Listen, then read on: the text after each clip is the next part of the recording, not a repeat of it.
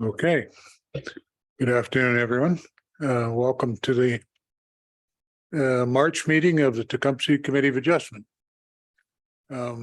We have missing tonight is Tony and Tom. They both asked to be excused for this meeting. Everyone else is here, including Chris on Zoom. So welcome to everyone. Is there any disclosure of interest? Seeing none. Okay. Minutes were pre-circulated.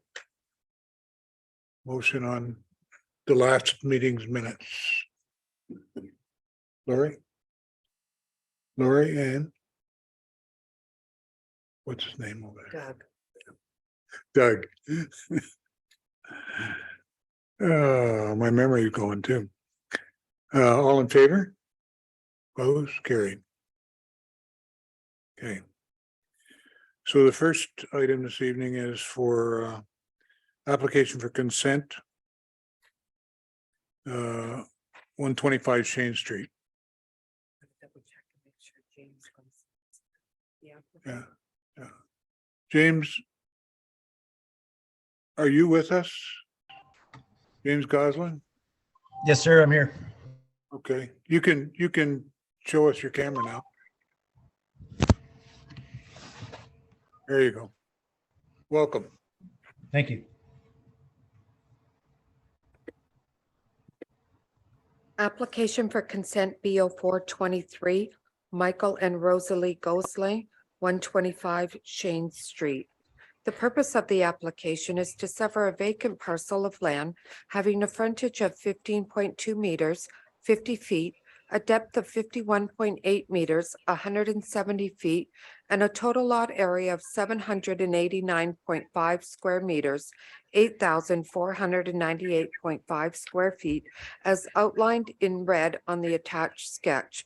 The proposed retained lot containing a dwelling, a detached garage, and a shed has a frontage of 15.2 meters, 50 feet, a depth of 51.8 meters, 170 feet, and a total lot area of 789.5 square meters, 8,497.9 square feet, as outlined in green on the attached sketch. The parcels were once separate but inadvertently merged due to common ownership. The subject property is designated residential in the official plan and zoned R3 in zoning bylaw 1746. The following correspondence was received. Engineering. Town applicant be required to service a parcel to be severed with separate water supply to the satisfaction of the Town of Tecumseh Water Services Division prior to the severance being finalized. Note, permits from the Town of Tecumseh Water Services Division are required, and a town water operator is to be on site during the installation of the water service. That the applicant be required to service the parcel to be severed with separate sanitary and stormwater connections to the satisfaction of the Town of Tecumseh Public Works Division prior to the severance being finalized. That the applicant be required to provide an engineered drainage and grading plan prepared by a qualified professional engineer for the severed parcel to the satisfaction of the Town of Tecumseh building official prior to the severance being finalized. The cost of all servicing requirements will be at the expense of the applicant. The applicant will be required to obtain permits from the Town of Tecumseh Public Works Division and install access driveways with culverts if required in accordance with the Town of Tecumseh standards from Shane Street to the parcel to be severed and potentially the retained parcel if the driveway improvements are required. Subsequent to review by, this is Bell Canada. Subsequent to the review of our local engineering department, Bell Canada has identified that they will require protection for existing facilities.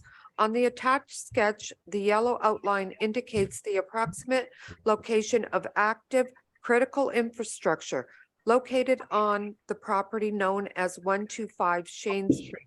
Bell Canada's facilities provide essential access to the network. Of major concern is the ability to access our equipment, particularly in the event of an interruption or emergency that would require Bell Canada to restore service to regular telephone lines, alarm services, internet access, and most importantly, to ensure the continuity of 911 service. Bell Canada requests a 3-meter wide strip to measure 1.5 meters on either side of the aerial installations as can be reasonably accommodated. Since the intention of the requested easement is to protect the integrity of the existing facilities and preserve many services, we request that the costs associated with registering be the responsibility of the landowner. We hope this proposal meets with your approval and request a copy of the decision.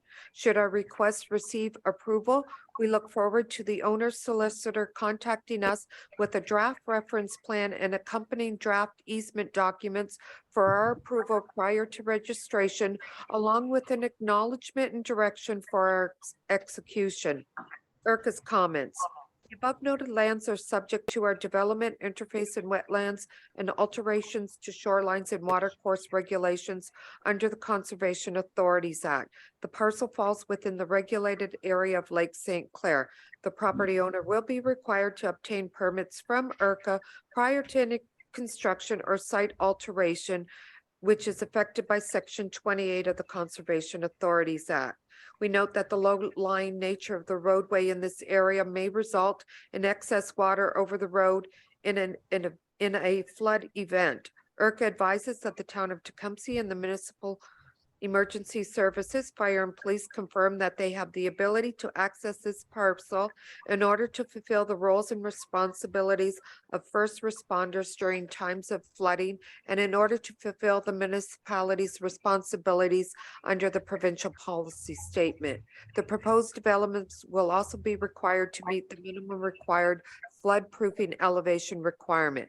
The building department's comments. The owner contractor shall provide an engineered block grading plan at the time permit application to ensure all surface water is managed on site and confirm with Public Works if a storm connection is available to connect a rear yard drain.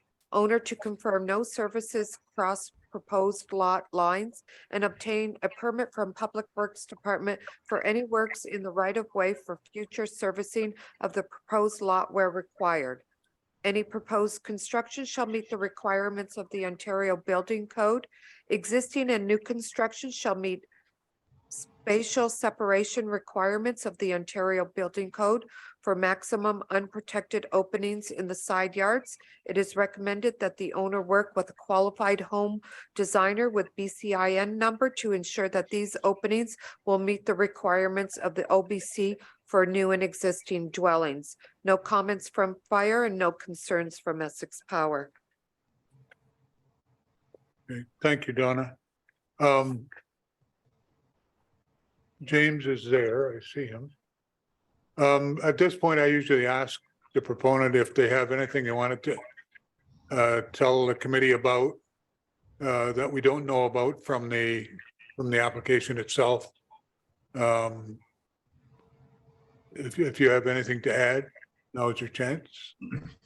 No, I really don't have anything to add. My intent is to service it and sell the lot to be built on by somebody else. I really Okay, have.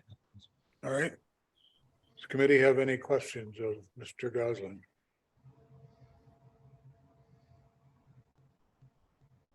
Go ahead, Laurie. Thank you, Mr. Chair. Just a question to the applicant about the easement. So Bell Canada has requested that a 3-meter wide strip be registered on title. Is that easement something that is reasonable and is something that could be accomplished within the 2-year timeframe of the severance? Absolutely.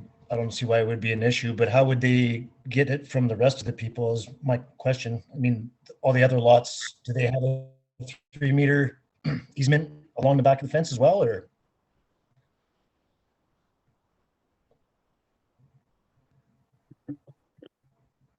Through you, Mr. Chair. No, they don't. And that was a question that came to mind for me as well. We have added this as a condition on previous proposals along Shane Street. So they get it when they can acquire it. And over time, I guess the idea is that, you know, they'll get more and more of this easement, make it easier for them to access the line and do the work, the necessary repair work that may come their way. They've asked for 1.5 meters, Mr. Chair, on either side. So I would suggest to the committee, it's our recommendation that it be a condition and that the applicants, solicitor work with Bell Canada to draft the easement wording up to include in the transfer document.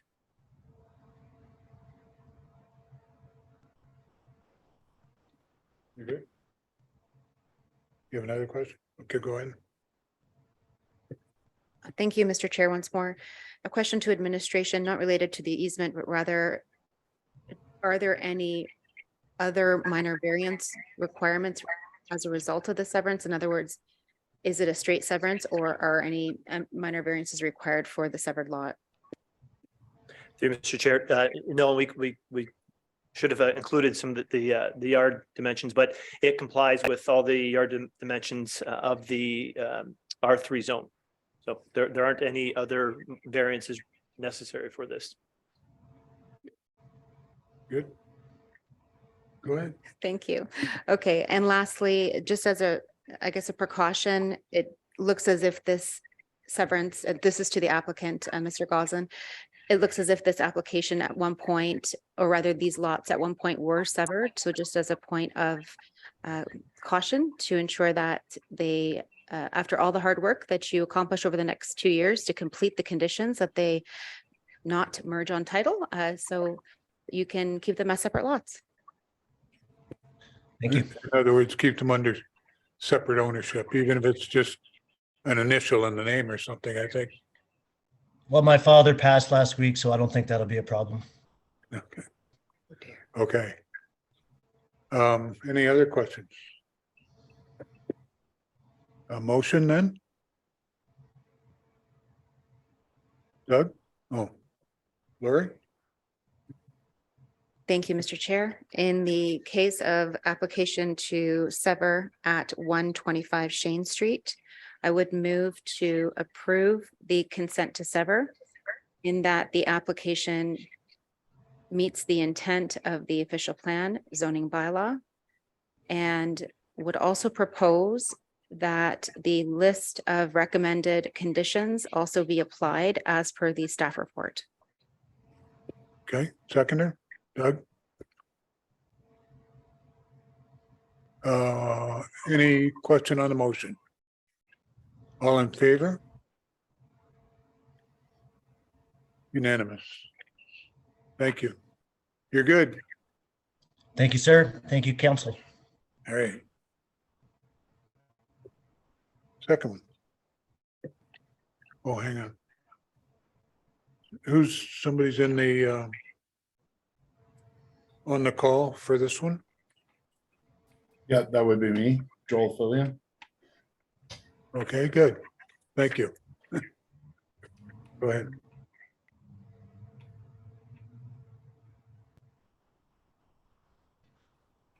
Application for minor variance for 2693316 Ontario Limited, 1925 Helford Road.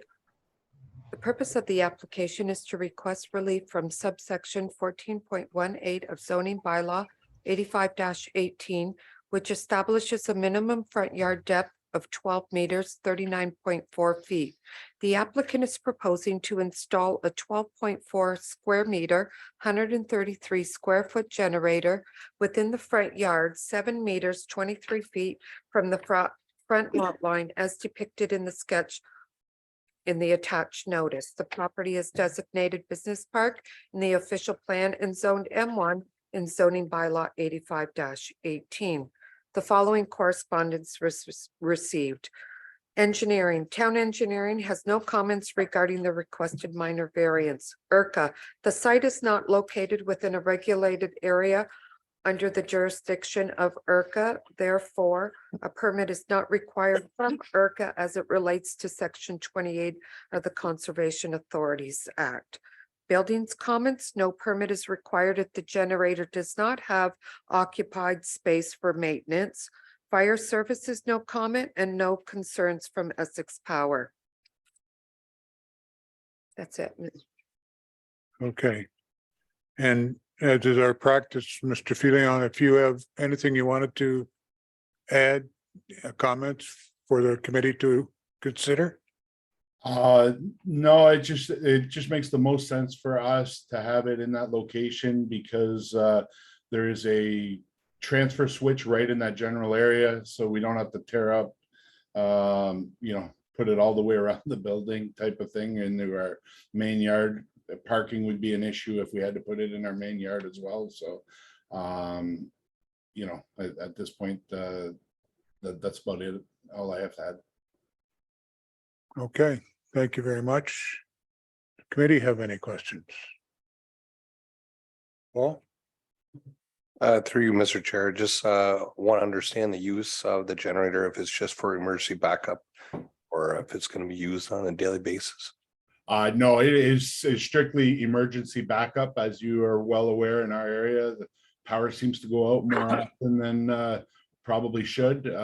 We just have, we have a large amount of inventory, frozen and refrigerated goods that we need to keep, keep frozen and cooled. And, obviously we're servicing several, restaurants, daycares, that kind of stuff. So we need to continue to be able to operate when the power is out.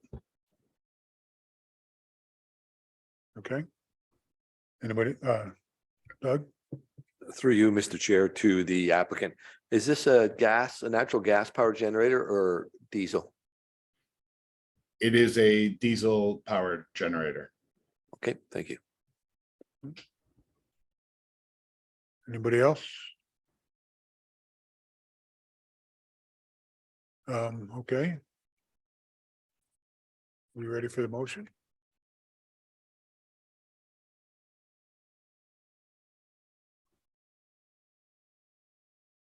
Paul? Through you, Mr. Chair, due to the fact that this is obviously a heavy industrial area and the gentleman needs a generator for emergency backup, I move to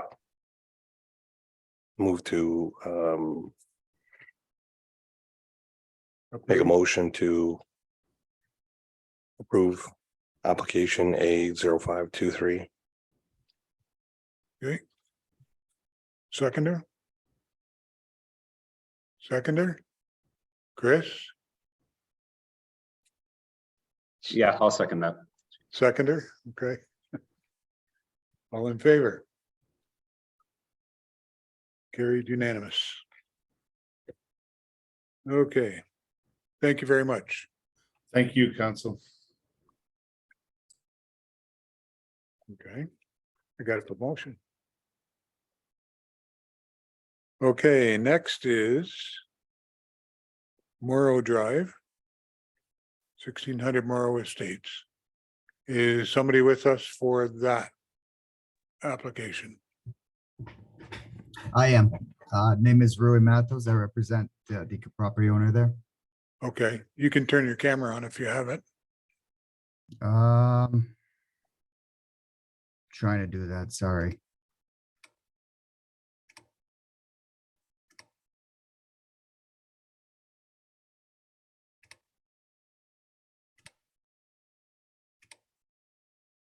I think you're in the dark. Possibly. I can't get my camera to come on. I'm sorry. All right, well, we can hear you well. If you need to say something, you can interrupt. Let us know verbally.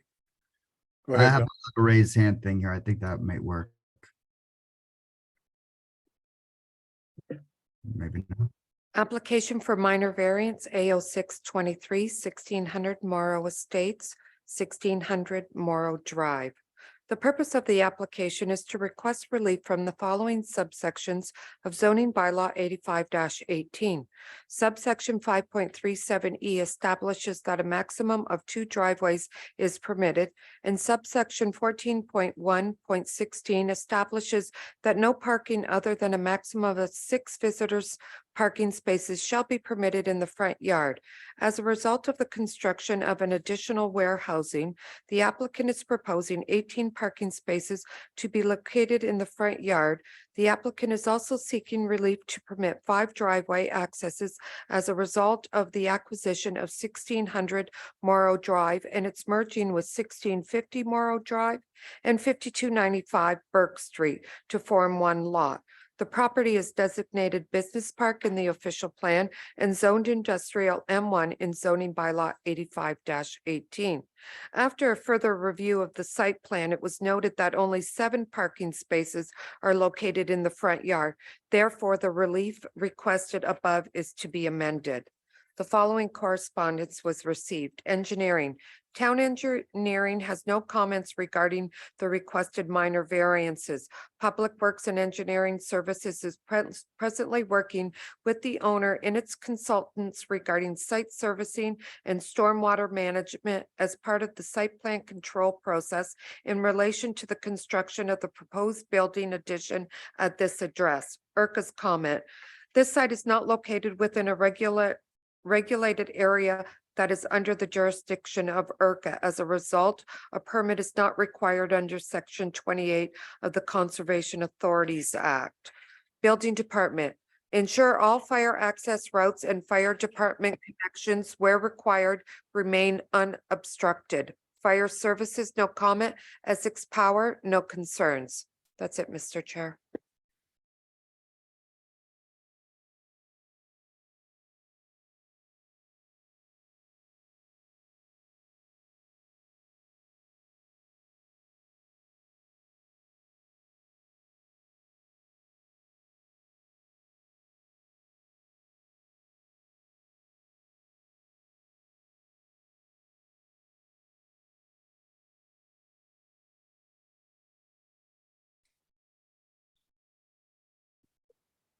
Mr. Rui, are you with us still or not? I just got back on. Sorry, I was. Okay, no, that's good. Is there anything you'd like to add to what's been read about your application? I got probably halfway through it when I lost connection, so I apologize for that. I don't know what I missed, but other than adding the additional driveways and the whole case, the situation, obviously I know what's happening there. I do represent the client. If council needs any further information or if they're wondering anything, I can answer pretty much all of the questions. I'm not sure if any were asked yet, as of yet. Oh, no, we haven't asked any questions yet. We always want the applicant to have an opportunity to hear what they need to hear. Okay. I do have a question, Chad, just clear something up on where these 8 spaces are that are now 5. Thank you, Mr. Chair. It's actually, yeah, it is 8 because it just touches 2 spots. And so just, to ensure that we give the proper relief, or committee considers giving the proper relief, we've asked for 8, indicated that 8 are needed. And the reason for the change is that initially, can you see my pointer up there on the screen? Yeah. So initially, the front yard was determined, it was viewed as anything in front of the building, but the front yard is actually the perpendicular distance from the front lot line, which is the lot line along Morrow Drive, and it's measured perpendicular. So you go back the necessary distance to the closest spot of the building, and within that perpendicular distance from the front lot line, there are only 8 spaces. So he only needs relief for 8 spaces. They had requested 18 originally, so it's a lot fewer than the 18 that. Could you? I've lost your pointer. Can you? Yeah. So front yard is measured perpendicular from the front lot line, which is this here, to the closest point of the building, and then straight over. Like that. Can you guys all see that?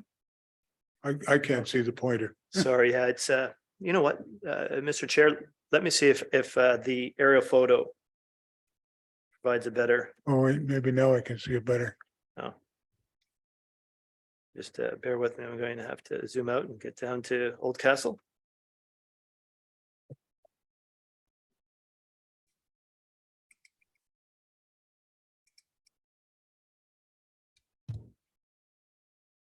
So the subject property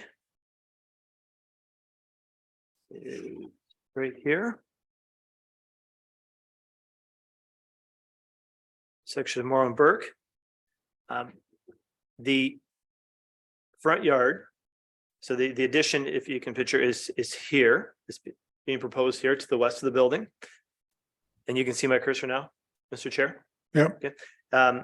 The front yard is defined as the perpendicular distance measured from the front lot line, which is here, to the closest point of the main building. So if I just draw a line for you. So it's perpendicular to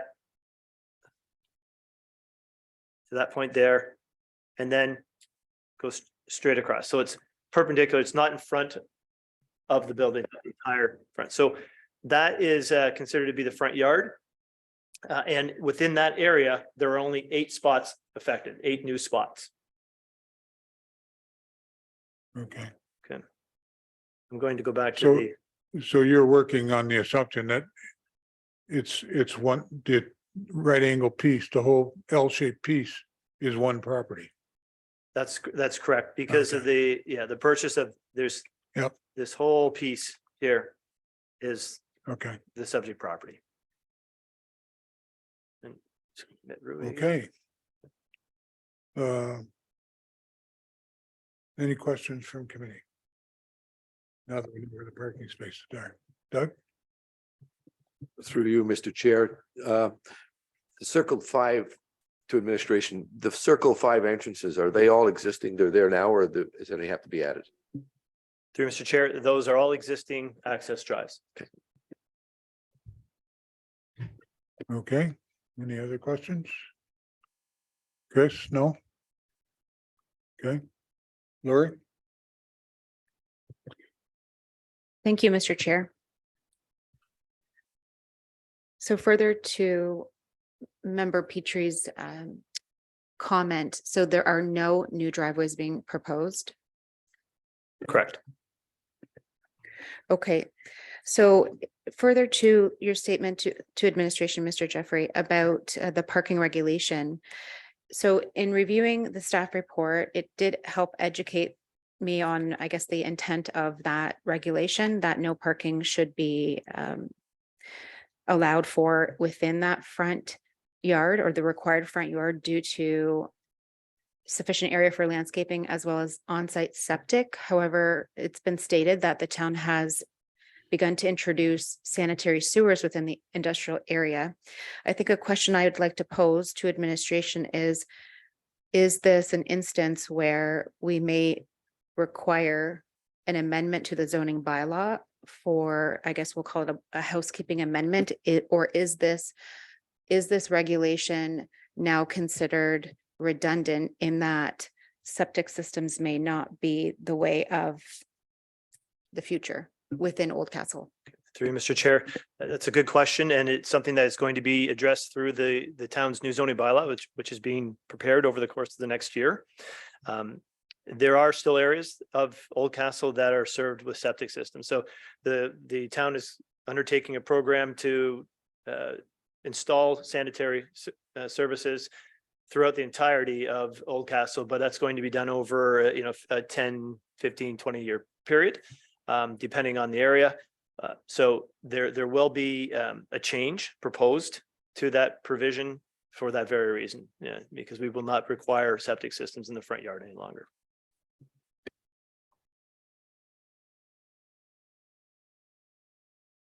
Thank you for that. Furthermore, a question to administration again. Would this addition, the proposed addition that I guess as a result of the need for additional parking, is it subject to site plan control? And is it an addition that is permitted by right within the zoning district? Through Mr. Chair, it is subject to site plan control, and we're going through the site plan control process with administration currently. And the addition meets all the other provisions of the zoning bylaw. Anybody else? Nobody else? Anybody want to make a motion then?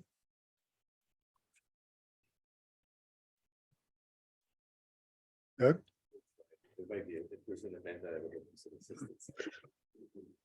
I would make an emotion that application AO 623 be brought forward for approval. And I don't know if there's an amendment needs to be added. I would look to Lori for that because she asked, so. Are we good with just, I think your motion state as it meets the four tests. okay, yes, I would put that motion forward.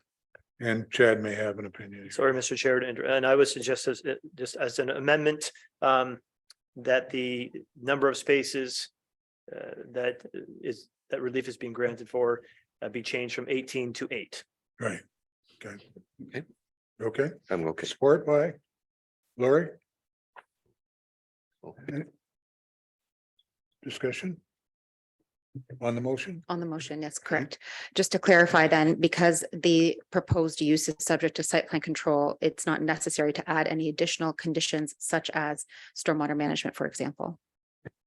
Through Mr. Chair, I would recommend that that's not necessary because we are addressing it through site plan control, and that is one of the issues that has already been reviewed, and we're very close to finalizing that. So.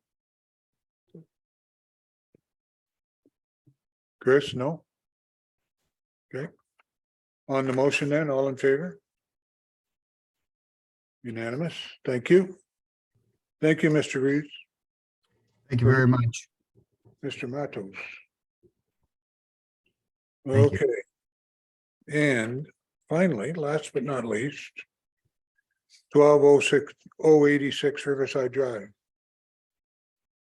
Hello. Oh, I look dark. Hopefully that's better. Hi, everyone. There you are.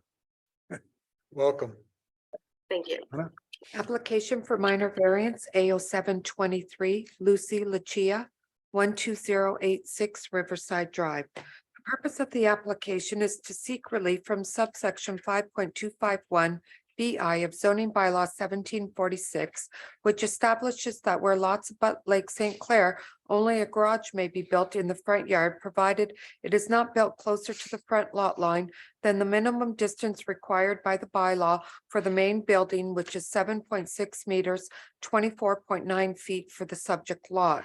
The applicant is seeking relief for two existing accessory structures in the front yard, having an area of 24.5 square meters, 264 square feet, and 7.4 square meters, 80 square feet, in addition to the existing garage, which has an area of 40.6 square meters, 437 square feet, as depicted in the sketch in the notice.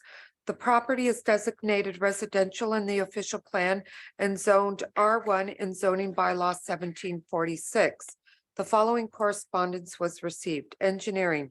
Town engineering has no comments regarding the requested minor variance. IRCA. The above noted lands is subject to the development interface with wetlands and alterations to shorelines and watercourse regulations under the Conservation Authority Act.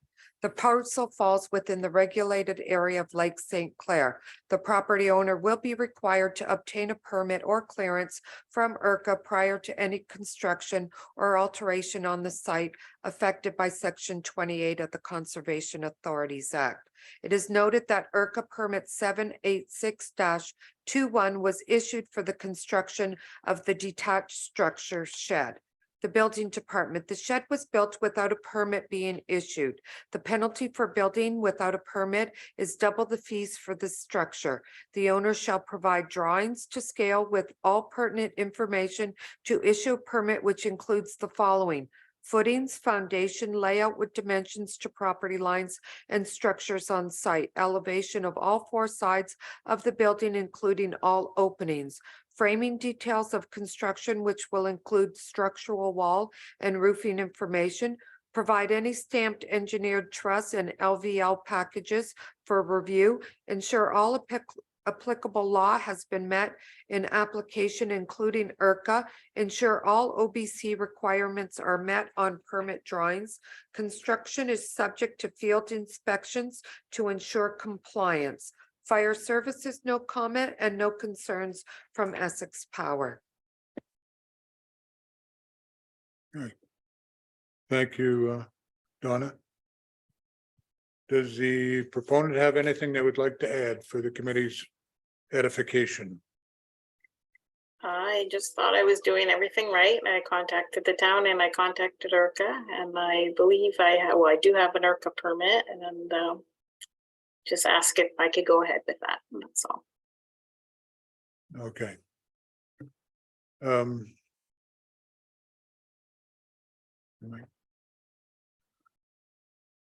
Committee have questions?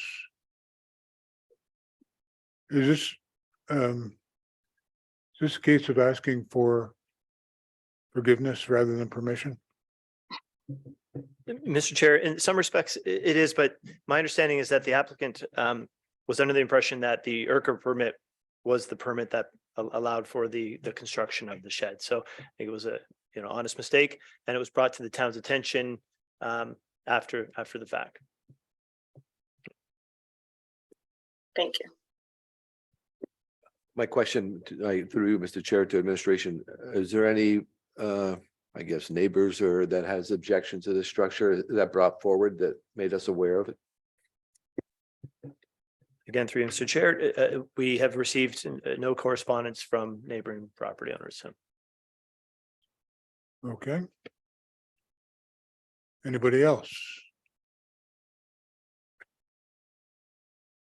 In terms of a motion, sorry, Doug, right. One more question to, I guess, to administration or to you, Mr. Chair.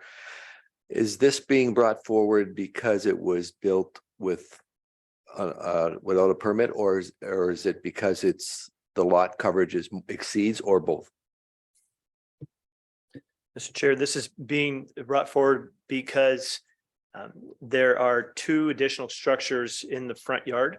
So in addition to the garage, which is permitted, the detached garage, there's a very small shed behind the garage, and then this additional accessory structure looks like a sort of a smaller garage or a larger shed. But the bylaw establishes that on the north side of Riverside Drive, you can have a garage in the front yard, but no additional structures in the front yard. So that's the relief that's being requested.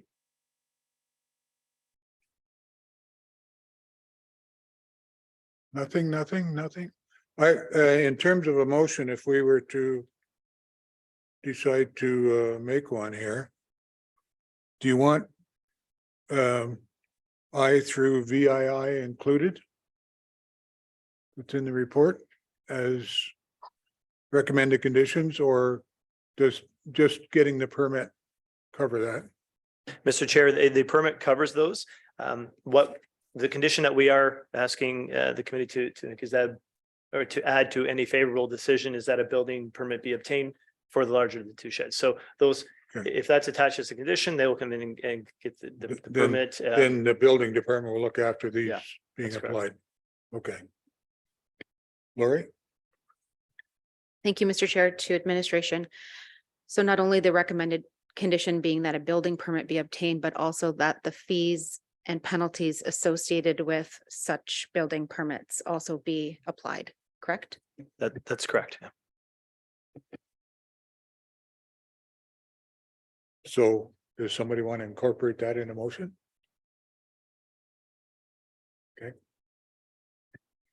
Okay, thank you, Mr. Chair. In the case of minor variance application for 12086 Riverside Drive East, the proposed or existing minor variances, I believe, are do meet the 4 tests and would support a motion to approve the minor variance applications with the condition that a building permit be obtained for the larger of the two sheds, and that the fees and penalties associated with the building permits also be applied. Okay. Supported by everybody? Paul? Any further comment or question on the motion? Seeing none, all in favor? Opposed? Carried, unanimous again. Thank you very much. It's always tough to be the last one, you know? Thank you. Got to sit through all that. Okay, thank you, Lucy. Thank you. Thank you, everyone. So that's the end of our hearing part. There's no deferrals. Is there any unfinished business?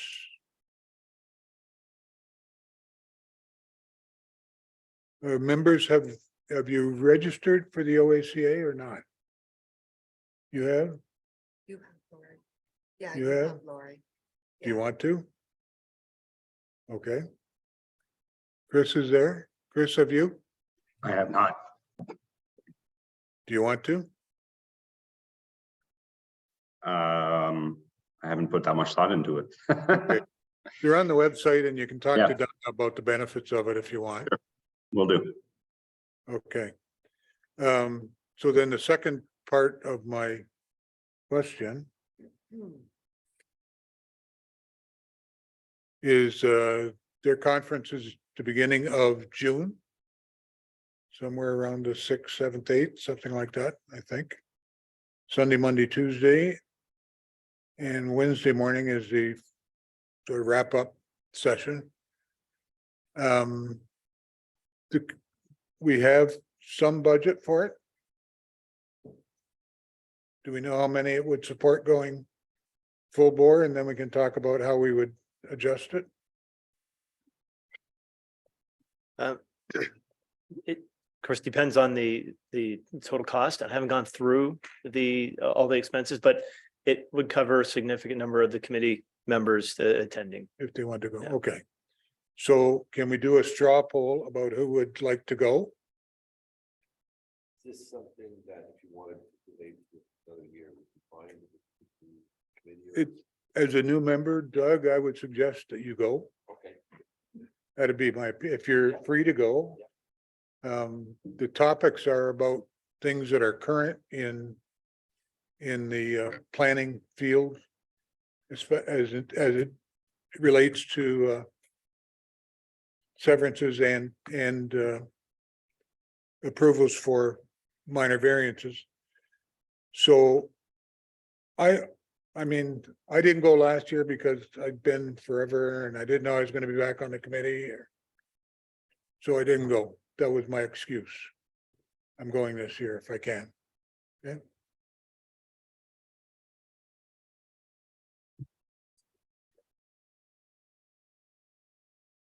Okay. Lori?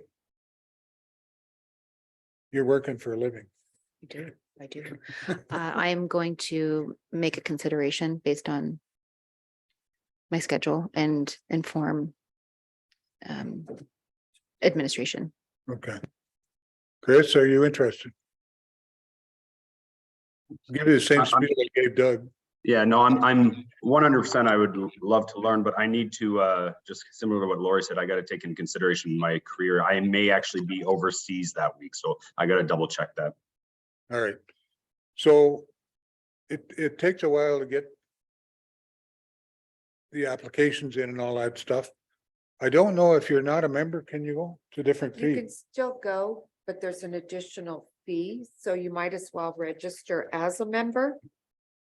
To get the discounted fee, if it's your intent to go, then register as a member. You also get additional emails and updated information with respect to various bills like Bill 23 as being a member. It's not just belonging or going to the conference that's beneficial of being a member. You get updated information throughout the year with regards to various legislation and other issues that you can help read up on, or there's also other courses that you're able to take as being a member. And we have our 2 absentees tonight, so you will I will tell follow them up we're with talking them. about that. Okay, and there is a budget set aside. Committees in the past have taken the approach that it would be great if we could all go. We try to make the budget fit it. There might be some adjustment in the per diem or something if we can't make it fit it, but we'll do our best to do that, okay? So the first step is to see how many are going. Lori. Thanks, Mr. Chair. For what it's worth, for our newest committee members, the conference package, the agenda looks extremely exciting. If that's, if we can say that, at least I can say that in our industry. Planning is exciting.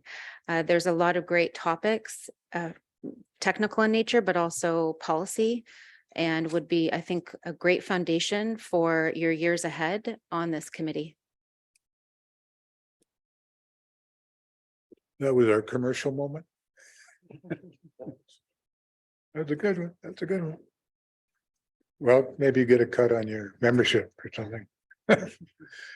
Anyway, okay, so that's all I had, was to try and get that in motion and see who wants to go. Is there anything else anybody else has? All right. Thank you, Mr. Chair. Just wanted to thank administration, Town of Tecumseh, for the invitation for Volunteer Appreciation Night, which is I see coming up in April, and to hopefully see my teammates on this committee there. That's right. Okay. Anybody else? Nobody else? Nothing? Donna, nothing? Nothing. Doesn't mean we can go home. You can. Okay, motion to adjourn. Doug and Chris. Okay, thank you very much, gang. Thank you.